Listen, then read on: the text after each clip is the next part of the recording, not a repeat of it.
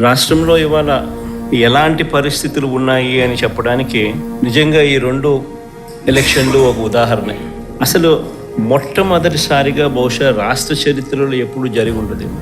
బూతుల్లో పార్టీకి సంబంధించిన ఏజెంట్ లేకుండా వైఎస్ఆర్సీపీ ప్రతిపక్ష పార్టీ పులివెందుల రూరల్లో జరిగిన జెడ్పీటీసీ స్థానానికి జరిగిన ఎన్నికల్లో 15 బూతుల్లో ఉన్న 15 బూతులకు ఎన్నిక జరిగి రూరల్ మండలంలో 10,600 ఓట్లకు సంబంధించిన ఎన్నిక.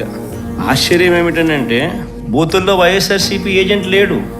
వైఎస్ఆర్సీపీకి సంబంధించిన ఏజెంట్ బూత్లో కూర్చోకుండా బూత్ దగ్గరికే మనిషి పోలేని పరిస్థితిలో బూత్లో ఏజెంటే లేకుండా ఎన్నికలు రిగ్గింగ్ చేసినారు.